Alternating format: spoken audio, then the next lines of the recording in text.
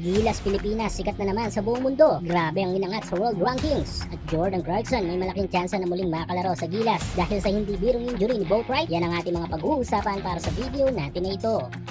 Isang magandang taon ng taong kasalukuyan para sa development ng ating men's national basketball team. Matapos kasi ang ilang taong pagbagsak ng ating team development ay kapansin-pansin ng unti-unti nitong pagangat ngayon. Mula sa last state ng Gilas last 2023 kung saan wala man tayong nakuhang panalo sa ating group matches, ay naisarado naman natin ang tournament with a high note. Tungayin ng talunin natin ng high margin of points ang powerhouse Asian team na China na may gamit pang import sa unang pagkakataon. Matapos noon ay ang pagbubukas ng taon ay magandang record ulit ang nakuha ng Gilas nung talunin muli ang China at makuha ang kampyonato sa Asian Games. Idagdag pa natin dito ang pagkakasweep natin sa Asian qualifiers. At ang latest ay ito nga ang pagkakapanalo natin sa World Cup number 6 na Latvian national team sa mismo nilang baluarte sa last 2024 FIBA OQT. Marami rin nagsasabi na malaki sana ang chance lang natin sa Olympic ticket patungong Paris kung hindi lang na-injured ang ating key player na si Kai Sotto kontra si Georgia na nilaglag natin sa semis at hindi makalaro kontra Brazil. Sa naging laban natin kontra Brazil ay malaki talaga ang ating chance sa panalo dahil first 2 quarters ay tangan natin ng momentum na kung sana ay umabot pa sa double digit points ang ating kalamangan. Kaso yun na nga at nag-collapse ang lahat sa bandang dulo ng laro. Pero ganun pa man ay may magandang dala pa rin ang stint na yon sa OQT para sa ating national team. Dahil sa pinakainabang world ranking update ng mismong FIBA ay literal na umangat ang ating pambansang kupunan. Yes, mula sa rank number 38 ay umakyat na nga tayo ngayon sa rank number 34 kung sana ay tumas din ang pagkakakilanlan natin sa buong mundo. Dalawa tayo ngayon ng Japan national team sa mga topic ng mga malalaking sports media worldwide sa dalawa sa mainit na Asian team ngayon sa FIBA. Malaking bagay ang pagkakakuha natin ng panalo kontra sa mga European teams. Dati kasi suntok sa buwan pero ngayon ay ito nga't kinakaya-kaya na lang natin ang mga ito. Ang Japan ay tinalo ang national team ng Finland habang tayo naman ay tinalo natin ang Latvia. Isa sa pinakamalaking achievement na pwedeng makuha ng isang Asian basketball team sa world stage of basketball. Pero hindi pa nagtatapos dyan ang development ng ating national team ha. At kung iisipin mabuti, nagsisimula pa lang tayo dahil marami pang plano dito si Coach Tim Cone. Ngunit kasabay ng pag-uusad ng development ay ang ilang nabirya na dadaanan natin ika nga nila. Dahil nito lang worldwide sa dalawa sa mainit na Asian team ngayon sa FIBA. Malaking bagay ang pagkakakuha natin ng panalo kontra sa mga European teams. Dati kasi suntok sa buwan pero ngayon ay ito nga't kinakaya-kaya na lang natin.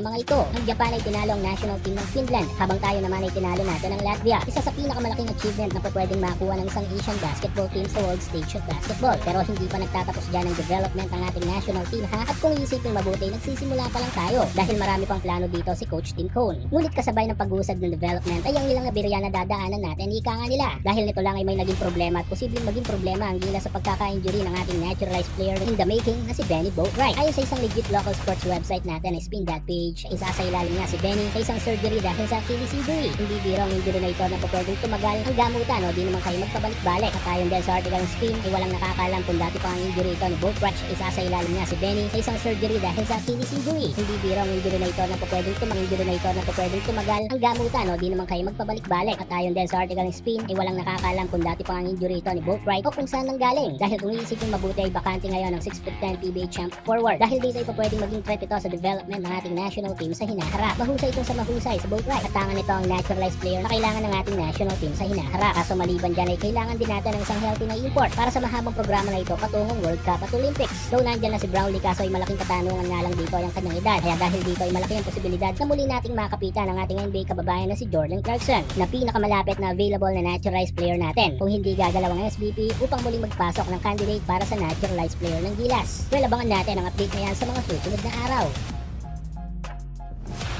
Gilas Pilipinas, sikat na naman sa buong mundo. Grabe ang inangat sa world rankings. At Jordan Clarkson may malaking tsansa na muling makalaro sa Gilas dahil sa hindi birong injury ni Bo Wright. Yan ang ating mga pag-uusapan para sa video natin na ito.